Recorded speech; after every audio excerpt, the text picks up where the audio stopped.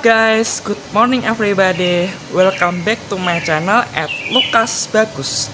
Di vlog gue kali ini gue bakalan ngeliput soal keseruan gue ngikutin seminar G-Expo yang engineering.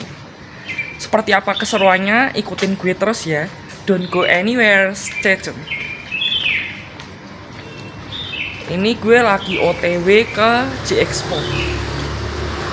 Waktu menunjukkan pukul 5.36. Karena gue absennya pagi banget jam 7, jadi gue harus bangun pagi-pagi guys. Paling telat tuh jam 8. Oh ya guys, support terus ya channel YouTube gue karena bakal ada keseruan gue yang lain.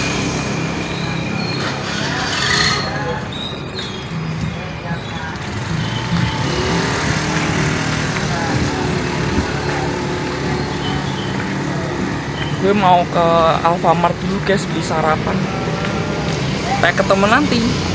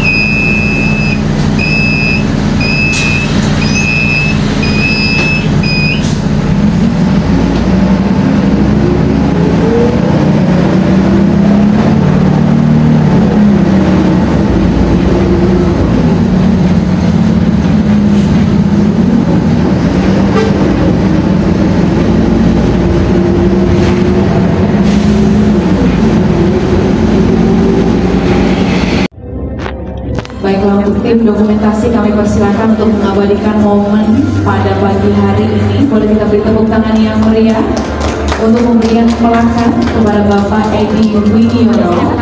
Diserahkan langsung oleh Ibu Lia Idriasari.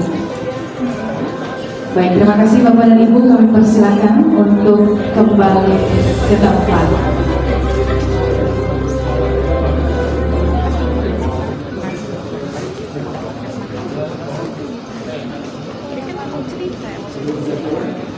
Ada yang mengira saya tadi belum menjadi sama bapak kepada sahabat lama saya dan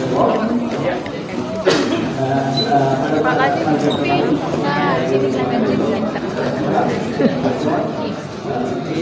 Pak Don dari Informa USA serta semua rekan-rekan pemilu yang menjadikan acara ini. Terima kasih. Terima kasih Bapak Edi. Persilakan untuk kembali ke tempat. Selanjutnya dengan hormat Executive Director of Asia Pacific Urban Energy Association, dan ada Pak Purnawan Wijaya Yohanes, Chairman Association Perusahaan Peralatan Listrik Indonesia, dan di sini ada sahabat lama saya, ada Pak John, ada Pak Anton, ada banyak sekali nih. Mohon maaf nih, di sana juga tadi ada teman saya pernah punya kisah-kisah yang memprihatinkan ketika kita berada dalam satu tempat untuk mempelajari lebih jauh mengenai grid, smart grid. Bapak Ibu sekalian, sangat penting bagi kami di Kementerian Energi dan Sumber Daya Mineral hadir di sini. Oh ya, saya lupa teman-teman Bapak Ibu sekalian yang lain, terima kasih banyak. Sukses buat kita semuanya di dalam penyelenggaraan kegiatan ini, terutama kepada Electric Power Indonesia, ini yang ke-22 kali tadi disebutkan, kemudian juga Water Indonesia. Sukses buat kita semuanya, karena dua hal ini menjadi sangat penting di Indonesia. Water, kalau kita bicara power, sudah kita ketahui bahwa itu nanti larinya ke listrik, tapi kalau water selain dari konsumsi juga kita masih sangat rely on renewable energy khususnya untuk power hydro. Jadi dua hal penting ini menjadi sangat penting ketika kita bicara mengenai hydro. Bapak Ibu sekalian yang saya hormati, melalui kesempatan yang sangat baik ini saya ingin menyampaikan kepada Bapak Ibu sekalian bahwa ketika kita bicara mengenai dua hal ini, electric power, hydro, lebih khusus kepada elektrik sebenarnya untuk energi secara keseluruhan, Indonesia saat ini mencoba untuk bisa melakukan shifting dari energy based on fossil fuel menuju kepada renewable energy or green energy. This is one of the main issue in Indonesia. Now we are on progress to achieve net zero emission by shifting from sustainable city. So in this case, we talking about the renewable energy also, because the energy, green energy, less pollution. Then we have a target. Based on our target, we already have a very significant implementation. Renewable energy, especially for the supply side of electricity, currently we develop hydropower, geothermal, solar, wind, biomass. The bioenergy we develop not only for the electricity, but we are also develop bioenergy for transportation. So I think we already know that so far we already implement about 35 biodiesel in our diesel consumption. Be certified. And then in the next coming year, 1st January 2025, Indonesia will announce to implement P40. So I think only Indonesia has a program significant impact on the transportation in diesel. We use be certified and even B40 next year. Jadi Bapak Ibu sekalian, kita patut berbangga. Hanya mungkin Brasil yang punya adalah satu negara yang juga menerapkan bioenergi di dalam transportation secara signifikan, khususnya untuk bioetanol, sedangkan untuk Indonesia di biodiesel. So this is one of our progress in sustainable fuel that we already implement so far. And then next,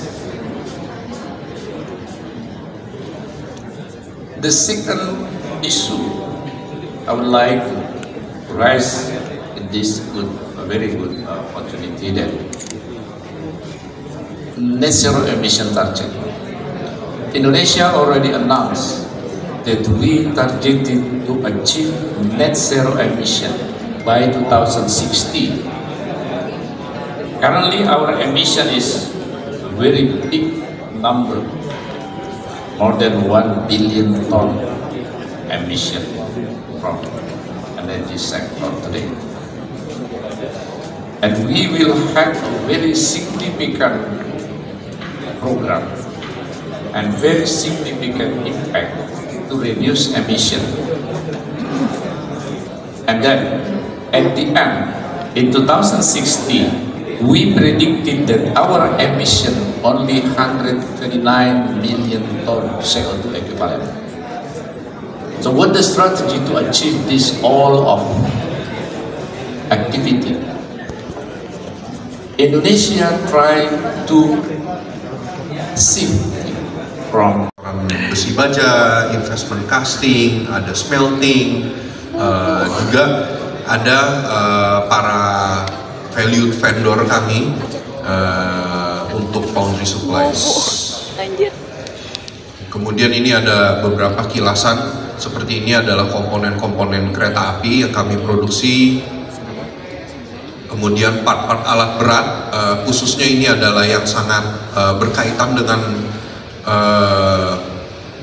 operasi dan kemajuan mining industri kita di Indonesia.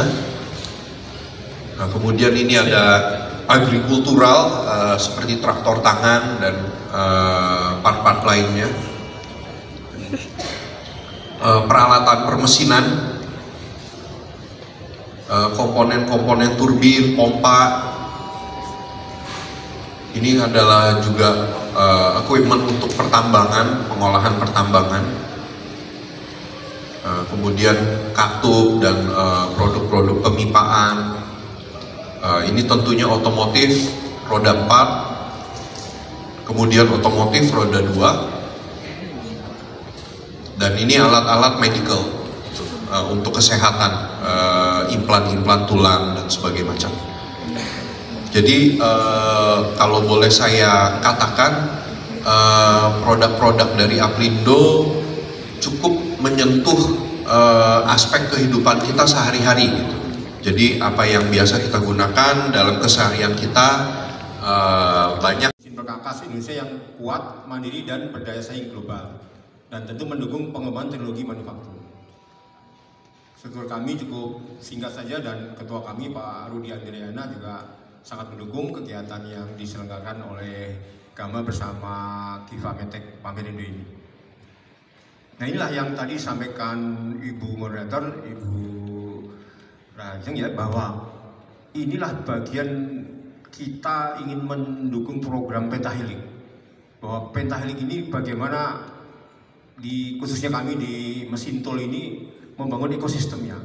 Semuanya akan terlibat dari sektor baik pemerintah, sektor dari swasta, akademi, kampus, dan juga program yang penting di SDM. Vocational School itu sangat penting sekali karena sesuai dengan program pemerintah juga di kampus mereka belajar. SDM ini menjadi kunci utama bagaimana kita menjadi aset untuk berkompetisi kelas dunia.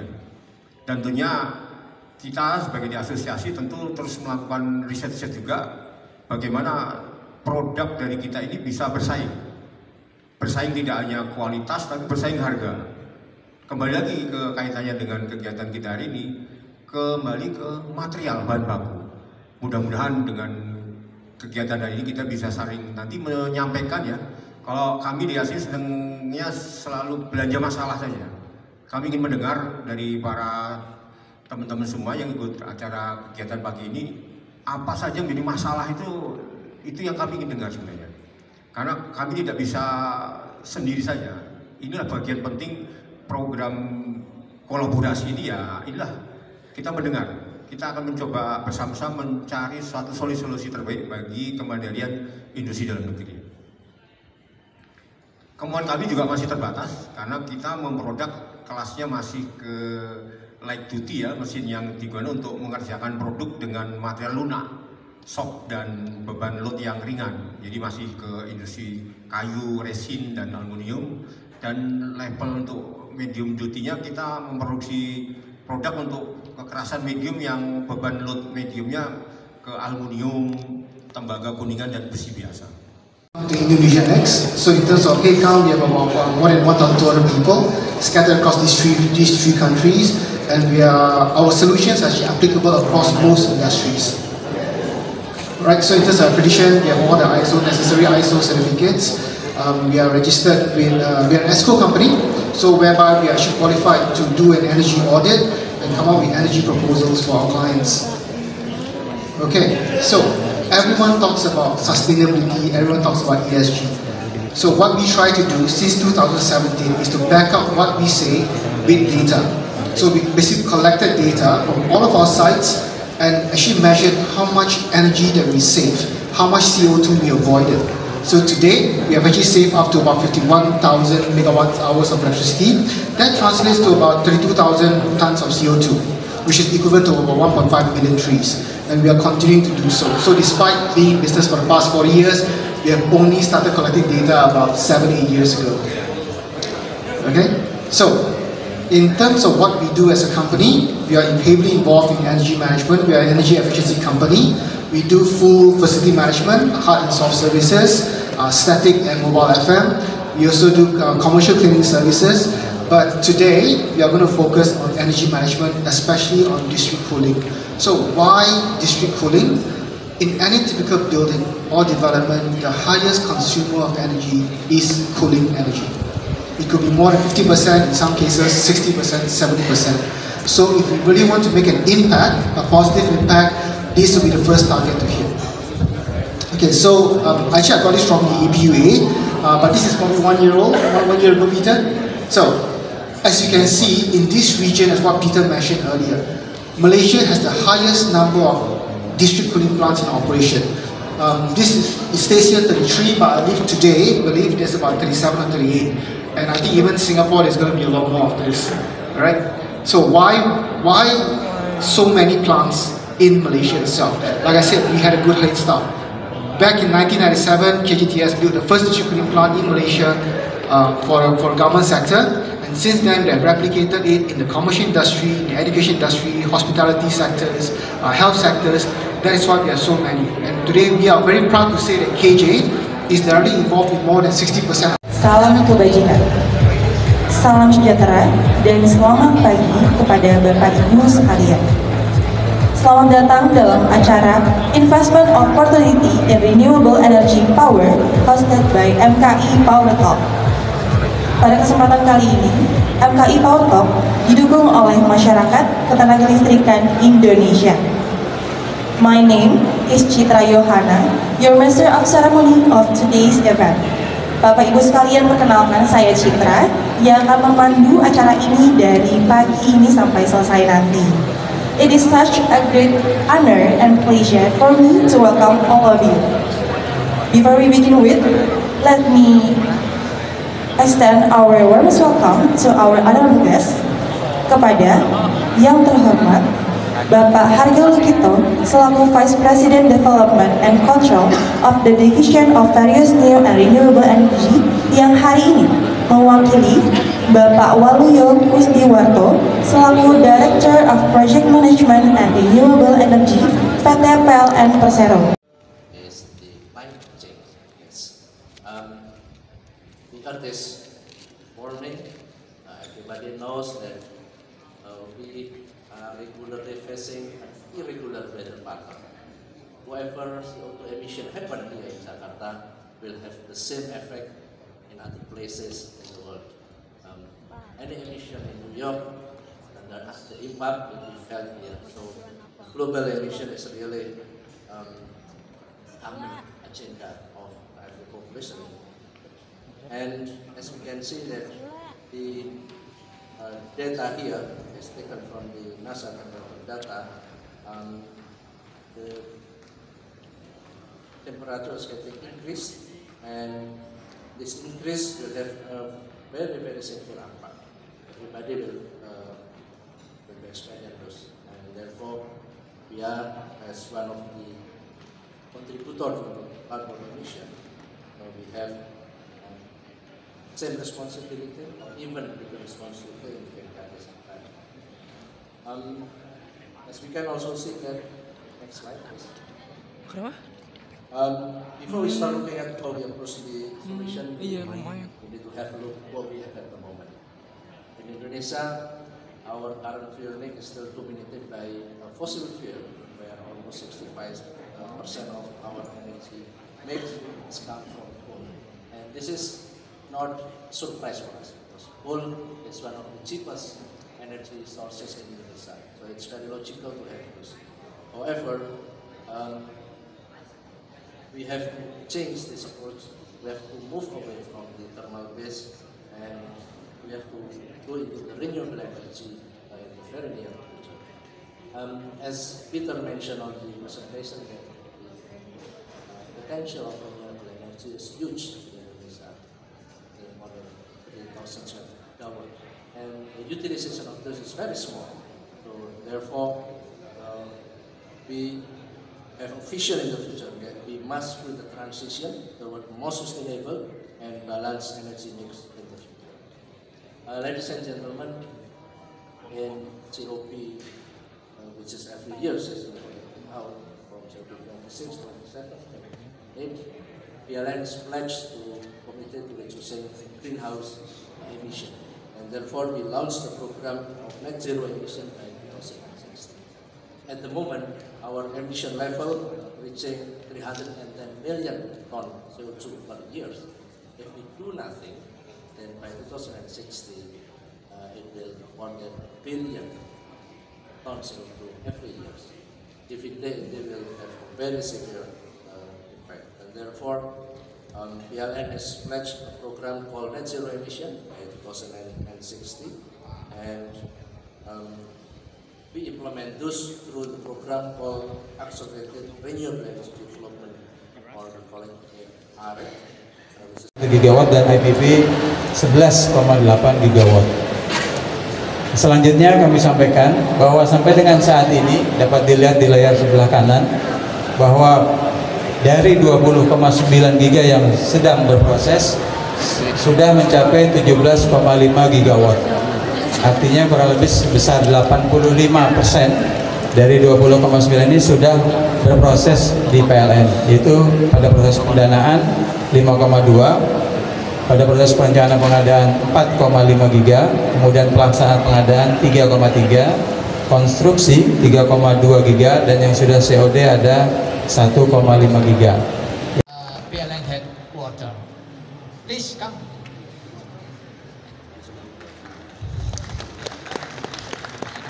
Okay, and the second question is Bapak Henry Asdayoka from Indonesia Power, subsidiary of PLN. Please come.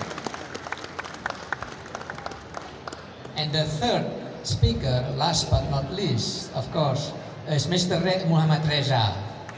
Please come. From PT Nusantara Power, also a subsidiary of PLN. Okay, so Ibu dan Bapak sekalian,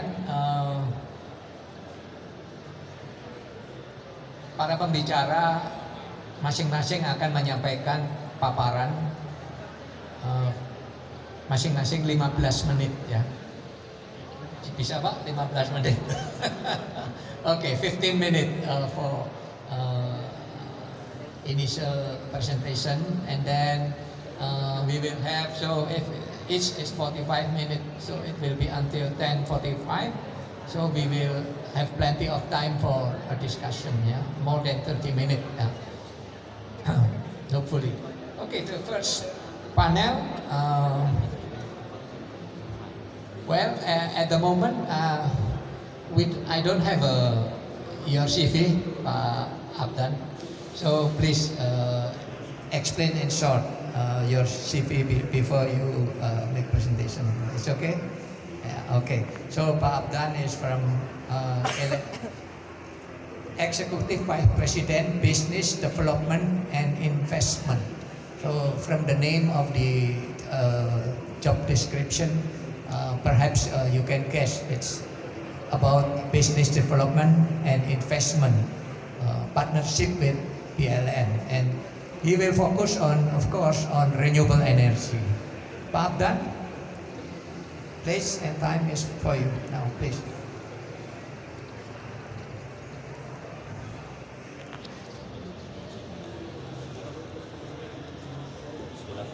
Assalamualaikum warahmatullahi wabarakatuh. Alhamdulillahirrahmanirrahim. Sebelumnya mungkin izinkan saya berbicara atau menyampaikan presentasi, karena tulisannya sudah bahasa Inggris, saya sampaikan dalam bahasa Indonesia. Baik, sebelumnya pertama-tama syukur kehadirat Allah Subhanahu wa Ta'ala yang sudah memberikan. Nah, itu dia guys keseruan event gue kali ini. Dan jika kalian suka sama video ini, please tulis kolom komentar di bawah. Don't forget for like, comment, and subscribe, and share sebanyak-banyaknya ke teman kalian. And see you, sampai jumpa di vlog gue selanjutnya. Bye!